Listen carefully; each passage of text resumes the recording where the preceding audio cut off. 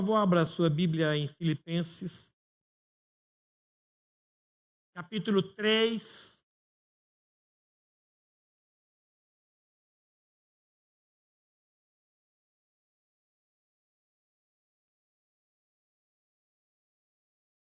Quero agradecer a Deus pela vida desta igreja.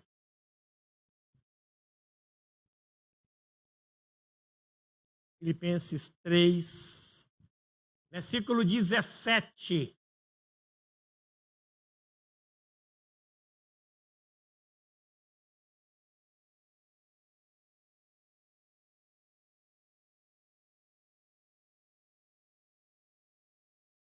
Diz assim: Irmãos, sede imitadores meus e observai os que andam segundo o modelo que tendes em nós.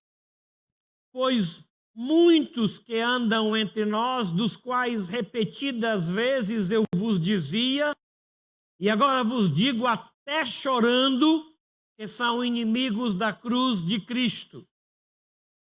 O destino deles é a perdição, o Deus deles é o ventre, e a glória deles está na sua infâmia, visto que só se preocupam com as coisas terrenas. Pois a nossa pátria está nos céus, de onde também aguardamos o Salvador, o Senhor Jesus Cristo, o qual transformará o nosso corpo de humilhação para ser igual ao corpo da sua glória, segundo a eficácia do poder que ele tem de até subordinar a si todas as coisas. Portanto, meus irmãos, amados e muito saudosos, minha alegria e coroa, sim, amados, permanecei deste modo firmes no Senhor. Hoje, João Pedro está pregando em Bragança Paulista. Olha que coisa jóia. Nosso seminarista está lá. O presbítero Samuel Alves está pregando em Atibaia. O presbítero Alexandre pregando em Pindamonhangaba. E o pastor Valdeci com Covid. Ele ia pregar hoje lá em Santana. Aí ligou para mim e disse: sim, pastor, testei positivo para Covid. Aí fica tranquilo. Oramos com ele. Aí eu liguei lá na liderança. Falei com eles. Aí disse: pastor, fica tranquilo. Vamos dar um jeito aqui. Deus abençoe Bragança, abençoe Atibaia, abençoe Pinda, abençoe o pastor Valdeci e abençoe a Igreja Cristã Evangélica em Santana. Amém? Vamos orar para que Deus fale ao coração de cada um de nós a sua palavra. Pai, obrigado por Jesus Cristo ter nos aberto esse caminho para nós nos aproximarmos do Senhor por meio do nome dele mesmo. Obrigado. É muito bom saber que podemos contar com o Senhor. Não damos conta sozinho, ó Deus, não sabemos o caminho, o Senhor é o caminho. Não temos a verdade, o Senhor é a verdade. Temos dificuldades, por isso o Senhor nos auxilia. Obrigado pelo teu Espírito que habita em cada um de nós, um presente gracioso do Senhor para conosco. Obrigado. Manifesta a vida de Jesus agora também na exposição de tua palavra. Fala bem claro, Deus, aqui, fala bem claro em Bragança, fala bem claro em Atibaia, fala bem claro em Pinda, fala bem claro lá em Santana. Por favor, seja com todos os teus servos e nos abençoe igualmente em nome de Jesus. Amém.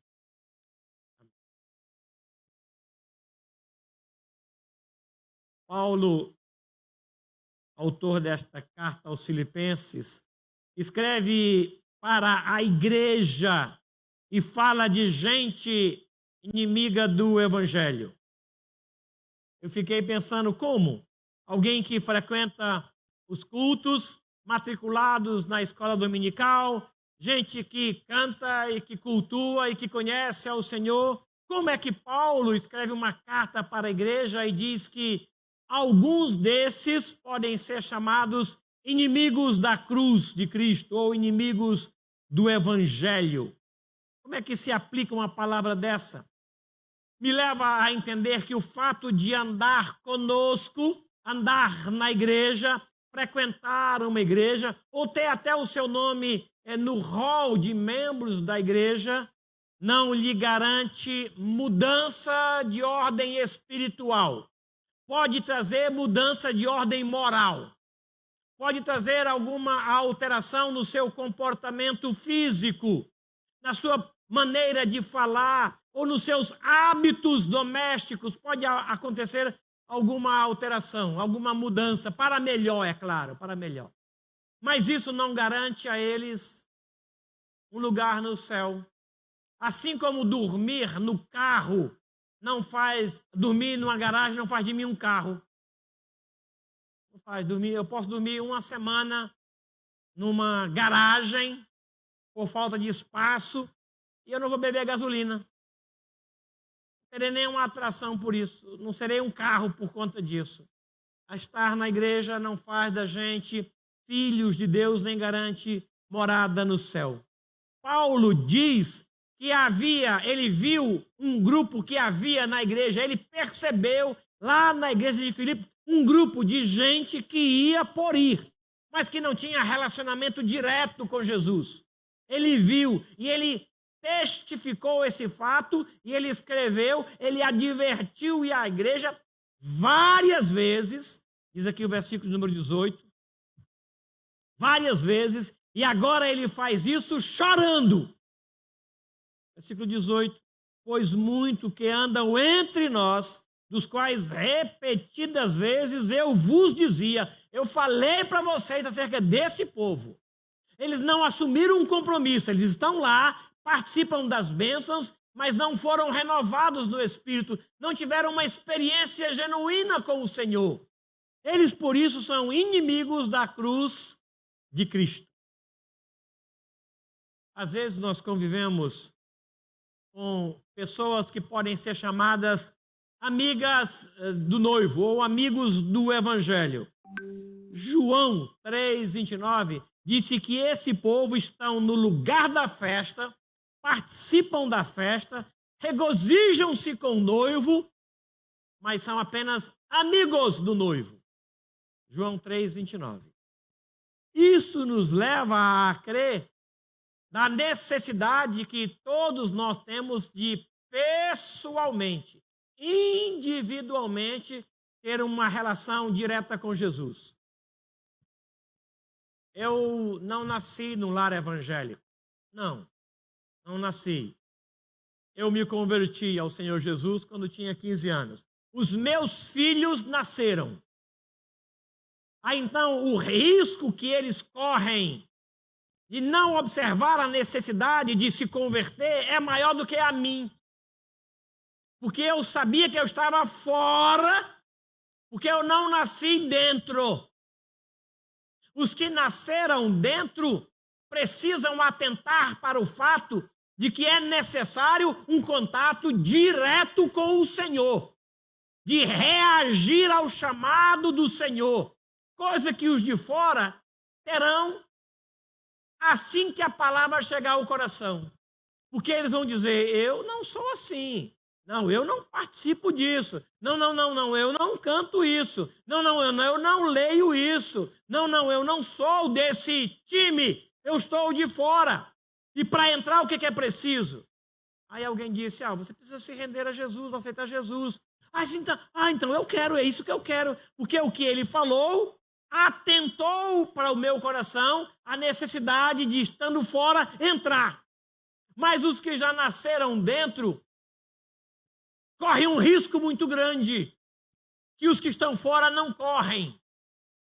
Aí Paulo diz, olha, eles andam entre nós, dos quais repetidas vezes eu vos dizia, e agora digo até chorando, não se posicionaram, não deixaram a semente entrar, eles não se viram na necessidade de se render, de participar. Por isso eu digo chorando, eles são inimigos da cruz.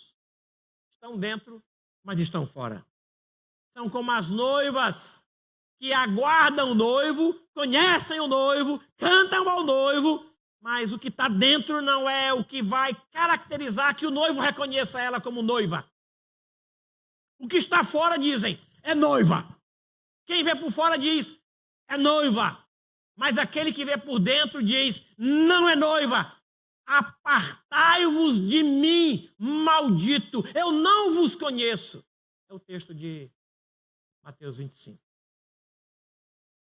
Esta carta ela é escrita para uma igreja, não é para uma empresa ímpia que não aceita nem que os seus funcionários orem a Jesus.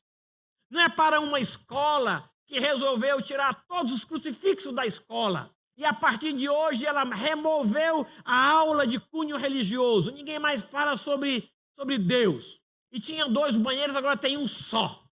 Não é para uma escola desta natureza. Não é escrita, então, também para políticos interessados no benefício que a igreja pode proporcionar. Eles estão ali e chamam o povo de irmão. Não é para uma Câmara Legislativa, não é para um congresso de senadores, não. Essa carta é escrita para a igreja. Não é para um grupo de gente que participa de um movimento profano que desvia os valores da sociedade. Não, ela é escrita para a igreja. E ele diz, gente que andam entre nós, gente conhecida do nosso meio. Jesus falou uma parábola do trigo e do joio. Havia uma plantação e na época da plantação, o inimigo do dono, não o inimigo da semente, não o inimigo dos trabalhadores, o inimigo do dono, veio e semeou o joio. Mas eu fiquei pensando, com que interesse? O que ele vai ganhar com isso? E os trabalhadores vieram e colocaram adubo e colocaram água na plantação toda. No tempo da colheita, cresceram juntos. Só que o trigo produziu frutos, o joio não. Aí o pessoal percebeu a diferença e chegou para o dono e disse, mas o senhor não plantou? Eu disse, plantei. O senhor quer que a gente vá lá recolher? Eu disse, não. Não quero que você mexa com o joio. Não por ser joio. Não quero que você mexa com o joio pelo risco de você tocar, arrancar o trigo. No trigo, ninguém toca. Ninguém. Que coisa extraordinária. O Senhor Jesus contou essa parábola. E eles são tão parecidos, eu não sei, nem o trigo, nem o joio. Não conheço nenhum dos dois. Não conheço.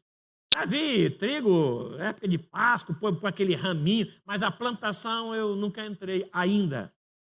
Paulo escreve uma carta para Coríntios, capítulo 3, e ele diz que lá naquela igreja havia 2 tipos de membros, os crentes carnais e os crentes espirituais. Ele diz que havia lá no grupo os 2. Embora fossem todos eles convertidos, havia um com uma inclinação muito grande para o espírito e o outro só para as coisas da própria carne.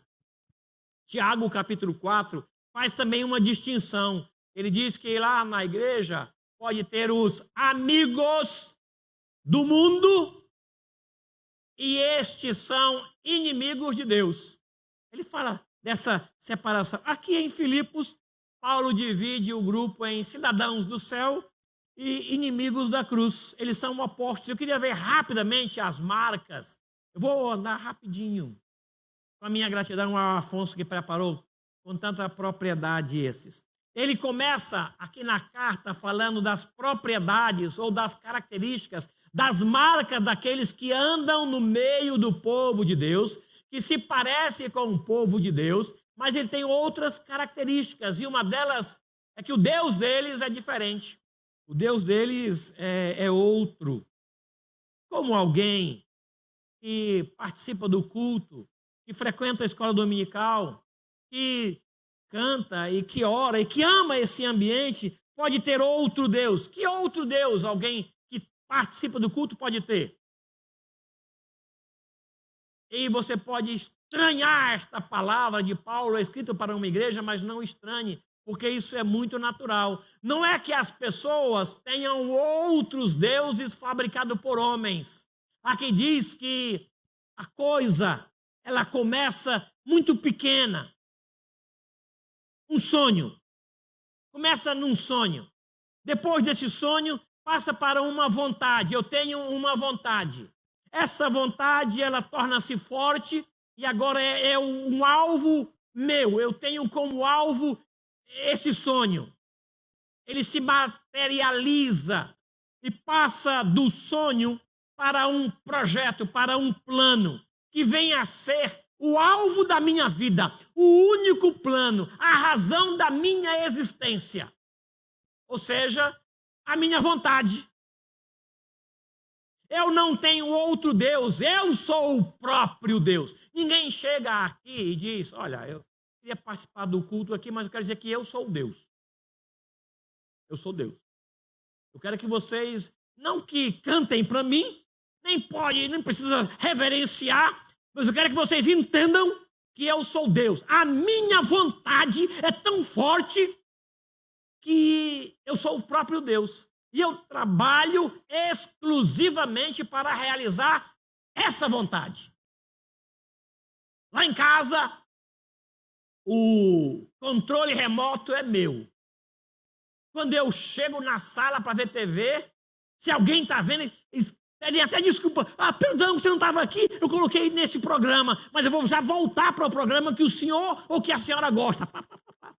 Desculpe, eu sei que você gosta de comer essa parte do frango, eu não sabia que você vinha almoçar e eu comi a parte do frango que é sua. A vontade da pessoa, ela tornou-se o seu próprio Deus.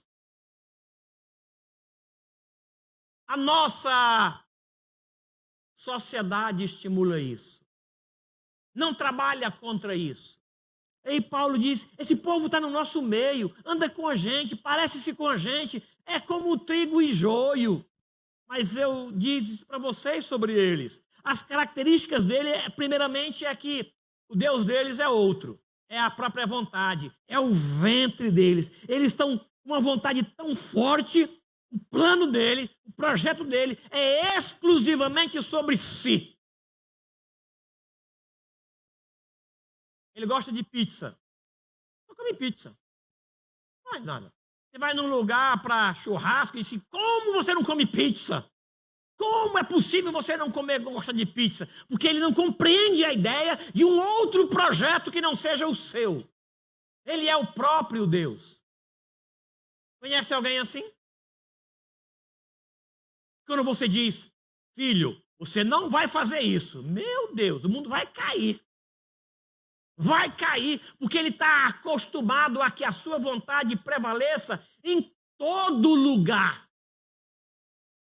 Se um dia um guarda de trânsito parar e perguntar, documento, por favor, saia do carro, por gentileza, vamos revistar os carros. Mas você não sabe quem eu sou? Eu sou filho do papai. E, sim, por favor, filho do papai, saia do carro. Se como? Você está me afrontando? Vou abrir um processo. Entendem? Como ele não lembrou o meu nome? Como disse não para meu filho? Como? Deus, eu estou criando dentro do filho um Deus. A vontade é soberana. Nunca ninguém lhe disse não. No dia que a namorada resolve terminar com ele, ele termina com a vida dela. Já viram isso por aí? O cara não suporta o término de um relacionamento. Quem ela pensa que é para dizer não para o filhinho da mamãe? Aí vai lá e dá um jeito e mata a menina. Chamado crime passional, né? A característica desse grupo é que a vontade deles é muito forte. Começou com um embrião, foi alimentado, tornou-se um projeto, o alvo de vida e agora é o seu próprio Deus. Outra característica deste grupo, deixa eu correr, meu Deus, é que esse grupo, além de ter um Deus, eles têm um projeto paralelo ao projeto de Deus. Eles criaram uma glória para si. Eles alegram-se com os próprios erros. A glória deles é a própria Infâmia, como Paulo diz aqui. A ideia é que essa turma tem um prazer em alguma coisa que não é muito digna. Chega quase a ser vexatória, vergonhosa. Eles têm prazer na infâmia. É como a porca lavada que volta ao seu caminho. Você pode cuidar de um porco bonitinho e arrumar ele, e colocar uma roupa bonitinha nele e um perfume bonitinho nele. Pode. Na primeira ocasião em que você o deixar livre ou você o entregar a si mesmo, o caminho dele é para aquilo que lhe é próprio. É duro uma palavra como essa, porque esse pessoal estava ali, mas não se posicionou. O autor de Hebreus 6,10 é um dos textos que eu evito ler. Eu não gosto de ler, porque ele mexe com as minhas entranhas. Ele faz chorar lá dentro. Veja aí para você ver. Hebreus, eu acho que é o 6,10. Eu fui pego de surpresa aqui, mas eu acho que é 6,10.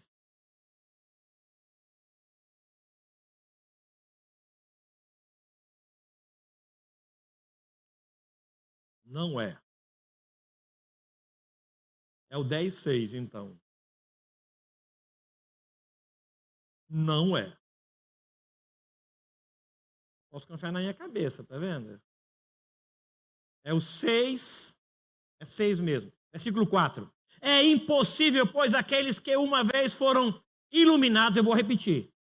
É impossível, pois aqueles que uma vez foram iluminados e provaram o dom celestial e se tornaram participantes do Espírito e provaram a boa palavra de Deus e os poderes do mundo vindouro e caíram. Sim, é impossível outra vez renová-los para arrependimento, visto que de novo estão crucificando para si mesmo o Filho de Deus e o expondo à ignomínia. Meu Deus, que dureza!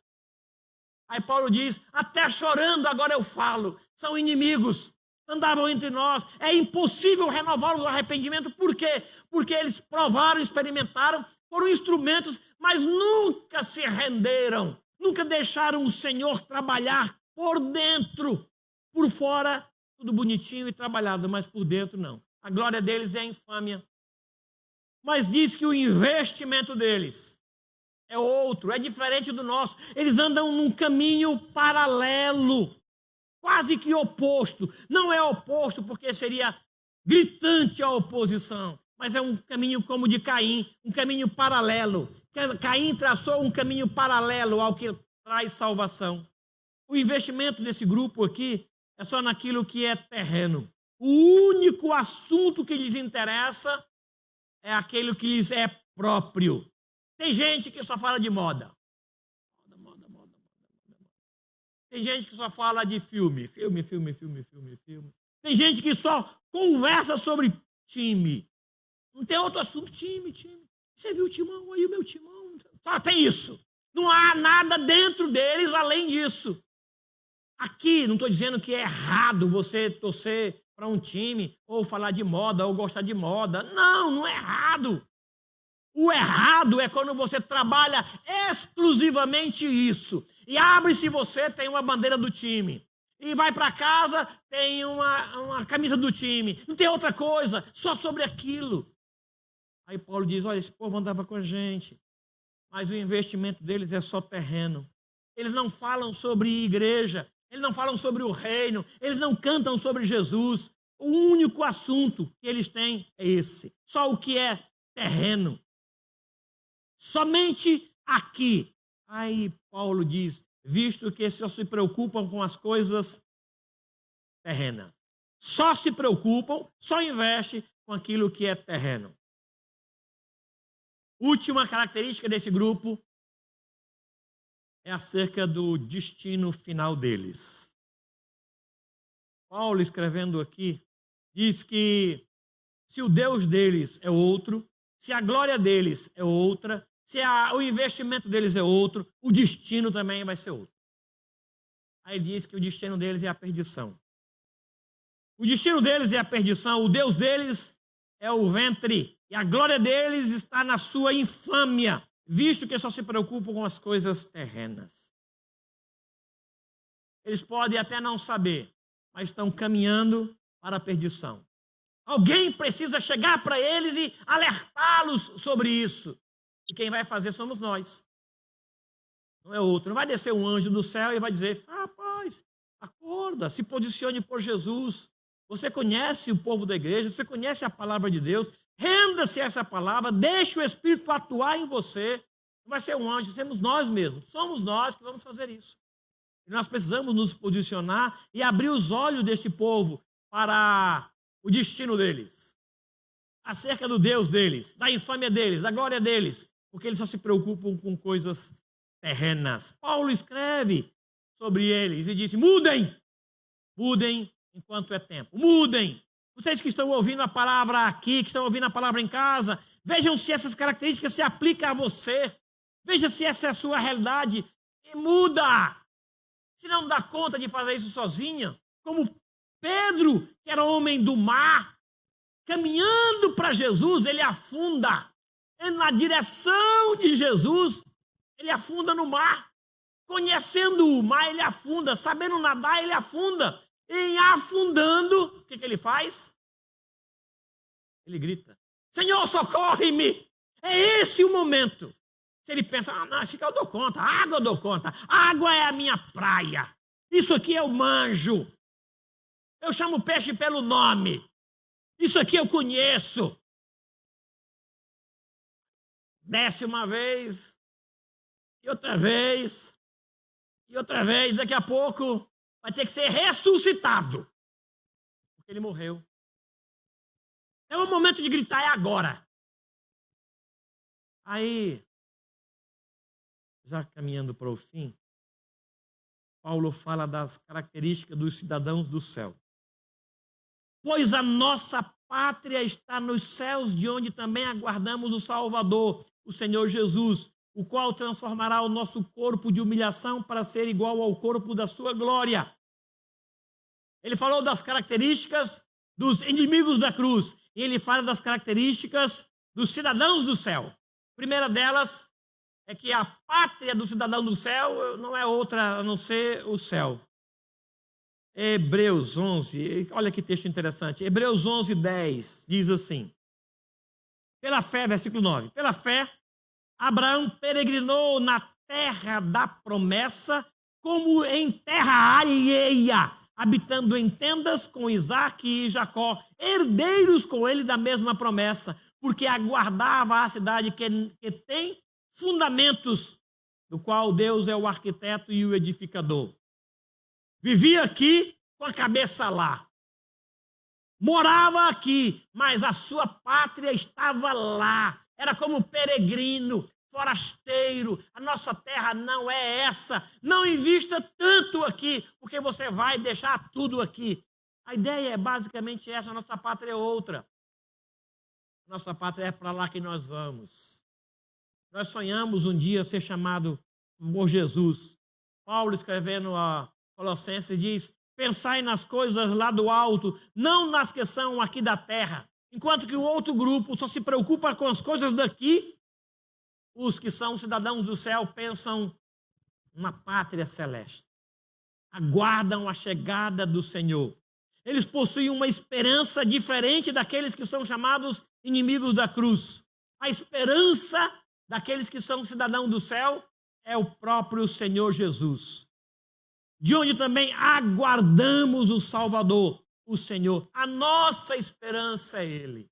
A nossa expectativa vem dEle. Ele é a esperança de Cristo. Se a esperança do povo de Deus em Cristo se limita apenas a essa vida, nós somos o quê? Os mais infelizes dos homens. Eu vou repetir. Se a nossa esperança em Cristo se limita a essa vida, nós somos os mais infelizes de todos os homens. É o que diz Paulo aqui. A nossa esperança não está aqui. A nossa esperança vem de Cristo. 1 Coríntios 15, 19. Sublinhe isso lá.